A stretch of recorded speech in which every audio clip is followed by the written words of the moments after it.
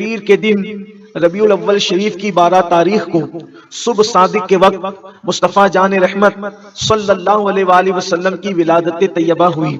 حضور اکرم صلی اللہ علیہ وآلہ وسلم ایک عالمی انقلاب کو لے کر کے دنیا میں جلوگر ہوئے۔ آپ سب اس بات کو اچھی طرح جانتے ہیں، اور جو نہیں جانتے وہ جان لے کہ رحمت للعالمین کا مطلب کیا ہے۔ حضور عالمین کے لیے رحمت بن کر کے تشریف لائے۔ اللہ کے حبیب علیہ السلام کی آمد سے پہلے یہی زمین تھی جہاں پر بچیوں کو زندہ دفن کیا جاتا تھا۔ دنیا کا کوئی دہشت گرد اس وقت اپنی اولاد کو نہیں مارتا، بلکہ دنیا میں جتنے بھی دہشت گرد ہیں وہ سب دوسروں کی اولاد کو مارتے ہیں، لیکن خود کی اولاد سے پیار کرتے ہیں۔ لیکن اللہ کے حبیب علیہ الصلوۃ والتسلیم کی آمد سے پہلے دہشت گردی زمین کے اوپر کس قدر عروج پر تھی، کس قدر دہشت گردی اپنے پورے شباب پر تھی، دہشت گردی کس طریقے سے اپنی پوری گندگی اور نحوستوں کے ساتھ تھی کہ اپنے بچوں کو اپنے ہاتھ سے زندہ دفن کیا جاتا تھا۔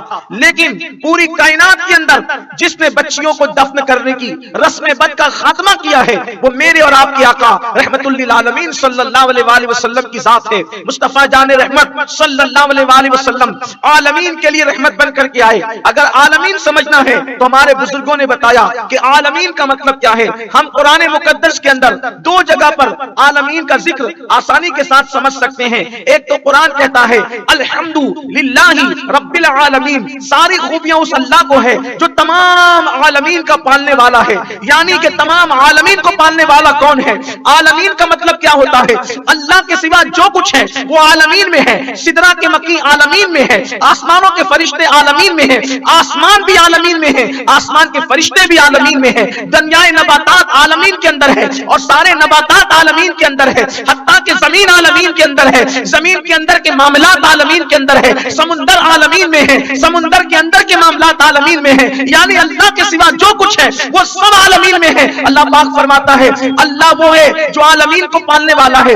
عالمین سمجھنا ہے تو ایک بات آپ کو بتانا چاہتا ہوں، جہاں ہماری عقل ختم ہوتی ہے وہاں بھی عالمین موجود ہے۔ مثال کے طور پر اللہ تبارک و تعالیٰ نے حضرت موسیٰ علیہ السلام سے فرمایا موسیٰ اب آپ کو ہماری طرف آنا ہوگا، ہماری طرف آنا ہوگا، موت کی لذت کو چکھنا ہوگا۔ حضرت موسیٰ علیہ السلام کو اپنی بیٹی کا خیال آیا، موسیٰ علیہ السلام کو اکلوتی بیٹی کا خیال آیا، اکلوتی بیٹی کا تصور آیا کہ میں دنیا سے چلا جاؤں گا تو اس وقت میری اکلوتی بیٹی کا کیا ہوگا۔ اللہ اکبر، آپ اپنی بیٹی کا چہرہ دیکھتے ہیں اور خیال آتا ہے کہ میری بیٹی کا کیا ہوگا۔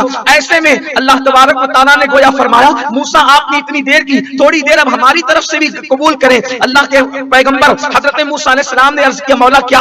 ارشاد ہوا موسیٰ جو ہے وہ یہاں پر یہ جو پانی آپ کو نظر آتا ہے اس پانی پر اپنا عصا مارے۔ حضرت موسیٰ نے پانی پر عصا مارا تو پانی پھٹ گیا، وہاں پر آپ کو ایک خوبصورت پتھر نظر آیا۔ پھر حضرت موسیٰ علیہ السلام سے ارشاد ہوا اس پتھر پر آپ عصا مارے۔ حضرت موسیٰ علیہ السلام نے پتھر دیکھا، اس لیے کہ پتھر کھوکھلا نہیں ہوتا، پتھر کثیف ہوتا ہے، یعنی ایک ذرہ دوسرے ذرے سے ملا ہوا ہوتا ہے، اس کے اندر ہوا جانے کی جگہ نہیں، اس کے اندر پانی جانے کی جگہ نہیں، اس کے اندر سانس جانے کی جگہ نہیں۔ لیکن جب آپ نے پتھر پہ عصا مارا، پتھر 2 ٹکڑے ہو گیا تو دیکھا کہ اس میں کیڑا تھا اور اس کیڑے کے اندر وہ کیڑا تھا اور اس کیڑے کے منہ کے اندر ایک ہرے رنگ کا پتا تھا۔ ارشاد ہوا موسیٰ دیکھا، حضرت موسیٰ کو تعجب ہوا جس میں نہ ہوا جانے کی ضرورت جگہ ہے، نہ پانی جانے کی جگہ ہے، نہ سورج کی کرنیں جانے کی جگہ ہے، نہ سوئی جانے کی جگہ ہے، اس میں کیڑا بھی موجود ہے، وہ سانس بھی لے رہا ہے اور وہ ہرا پتا کھا رہا ہے۔ تب ارشاد ہوا موسیٰ جب اس پتھر کے اندر ہم اس کو کھلانا نہیں بھولتے تو تیری بیٹی کی پرورش کرنا کیسے بھول جائیں گے؟ آپ کو اپنی بیٹی کی پرورش کی فکر کیا ہے؟ اب یہاں پر اللہ فرماتا ہے الحمدللہ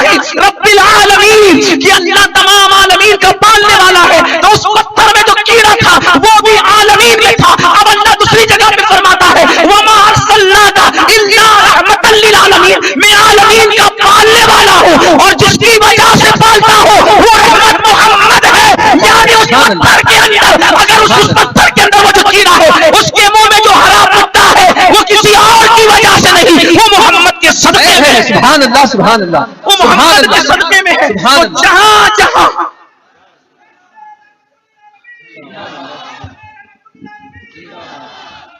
جہاں جہاں رب کی ربوبیت ہے وہاں وہاں مصطفیٰ جان رحمت کی رحمت ہے۔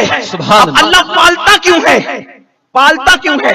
اللہ کیوں پالتا ہے؟ رب العالمین، وہ کہتے ہیں الرحمن الرحیم، وہ اس لیے تمہیں پالتا ہے کہ وہ رحمان اور رحیم ہے۔ مطلب وہ کیا ہے؟ رحمت والا ہے۔ وہ کون ہے؟ رحمت والا۔ مطلب ہماری پرورش کیوں ہوتی ہے؟ اس لیے نہیں ہوتی کہ ہم اللہ کی عبادت کرتے ہیں. ہم اللہ کی اللہ تبارک و تعالیٰ ہماری پرورش ہمیں دانا پانی کیوں دیتا ہے؟ اس لیے نہیں کہ ہم اللہ کی عبادت کرتے ہیں، اس لیے کہ لوگ تو گناہ بھی کرتے ہیں، اللہ ان کو بھی دیتا ہے. اللہ ہماری پرورش کیوں کرتا ہے؟ اس لیے کہ ہم ایمان والے نہیں، وہ تو کافروں کو بھی دیتا ہے. تو کیوں دیتا ہے؟ تو فرماتا ہے الرحمن الرحیم، وہ رحمان ہے، رحم کرنے والا ہے. آپ دیکھیں، مطلب یہ بتایا جا رہا ہے کہ اگر ہماری رحمت نہ ہوتی تو تمہاری پرورش نہ ہوتی. تو اللہ سے پوچھے اللہ تیری رحمت کون ہے؟ تو فرما رہے کہ ہم رحمت والے ہیں، رحمان ہیں، رحیم ہیں، رحم کرنے والے، کرم کرنے والے. تو اللہ تیری رحمت کون ہے؟ تو اللہ تعالیٰ کیا فرماتا ہے؟ اور کون ہو سکتا ہے؟ وما ارسلناک الا رحمتا للعالمین، ہم نے عالمین کے لیے رحمت بنا کر کس کو بھیجا؟ محمد الرسول اللہ کو. ایک اور بات، وہ اللہ ہے، رب ہے، ربوبیت والا ہے، وہ پالتا ہے، پرورش کرتا ہے، لیکن کس کے صدقے؟ محمد الرسول اللہ کے صدقے. تو محمد الرسول اللہ تو آج سے 1500 سال پہلے پیدا ہوئے، اس سے پہلے بھی تو اللہ پالتا تھا. اسی لیے تو اللہ نے ساری کائنات کو پیدا کرنے سے پہلے رحمت کو پیدا کیا. حضرت جابر پوچھتے ہیں یا رسول اللہ نے سب سے پہلے کیا پیدا کیا؟ تو فرمایا جابر سب سے پہلے اللہ نے تیرے نبی کے نور کو پیدا فرمایا. سبحان اللہ، سبحان اللہ. سب سے پہلے رحمت پیدا ہوئی. سبحان اللہ. تو جب کچھ نہیں تھا تو بھی وہ رحمت للعالمین تھے. اسی لیے میرے امام کہتے وہ جو نہ تھے، سبحان اللہ، تو کچھ نہ تھا. سبحان اللہ. وہ جو نہ ہو تو کچھ نہ ہو. جان ہے وہ جہان کی، جان ہے تو جہان ہے. دھوپ بہت ہے آپ کے سروں پر، لیکن آپ کو رحمت سمجھانا چاہتا ہوں. آپ کہیں گے آپ نے دعویٰ کیا اللہ کس کی وجہ سے پالتا ہے؟ بولو، آپ رات بھر جگہ بھی آپ پہ دھوپ پر بھی، ذرا بولنا پڑے گا کس کی وجہ سے پالتا ہے؟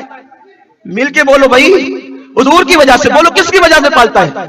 کھلاتا کس کی وجہ سے ہے؟ پلاتا کس کی وجہ سے ہے؟ نعمتیں کس کی وجہ سے دیتا ہے؟ حضور کی وجہ سے. اب اس کا ثبوت چاہیے. اس کا مطلب وہ نہ رہیں گے تو وہ کھلانا بند کر دے گا. یہی تو ہے. توجہ ہے کہ نہیں؟ توجہ ہے کہ نہیں بھائی؟ دھوپ میں کھڑے رہ کر کے توجہ تو اچھے اچھوں کی ختم ہو جاتی ہے، لیکن یہ مصطفیٰ جان رحمت کے غلام ہیں. سبحان اللہ. کربلا والے ہیں، وہاں بھی دھوپ میں ڈٹے تھے، یہاں بھی دھوپ میں ڈٹے ہیں. بولو رحمت للعالمین کے صدقے کھلاتا پلاتا اور نعمتیں دیتا ہے. مطلب وہ نہ رہیں گے تو نعمت دینا بند کر دے گا. یہی تو ہے. کبھی اللہ نے نعمت دینا بند کی کہ نہیں کی؟ کہاں بالکل کی، بالکل کی. کہاں کب کی؟ توجہ کرے، کب کی؟ کسی کو کھانے نہیں دیا، کسی کو پینے نہیں دیا، حتیٰ کہ کسی کو سانس بھی لینے نہیں دیا. کوئی سانس بھی نہیں لے سکا جب وہ نہیں تھے.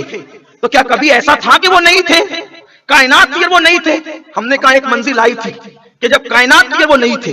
وہ کب؟ کہا کہ وہ سوئے تھے دار ام ہانی میں، جبریل ان کو اٹھا کر لے گئے. اب لے گئے تو وہ نکلے کائنات کے باہر. سبحان اللہ، سبحان اللہ. وہ کائنات سے باہر نکلے، اس لیے کہ ایک مقام ہے جو کائنات کے اندر ہے، اسے سدرہ کہتے ہیں. سدرہ کے بعد ختم. اب اس کے بعد کائنات کے باہر کی بات ہے، عالمین کے باہر کی بات. وہ کون سی عالمین ہے جسے قرآن عالمین کے باہر کیا ہے؟ تو قرآن کہتا ہے ثم دنا فتدلا فکان قاب قوسین او ادنا. تو عالمین کے باہر وہ نکلے. اب عالمین کے اندر جو تھے وہ سب بیان کرتے ہیں.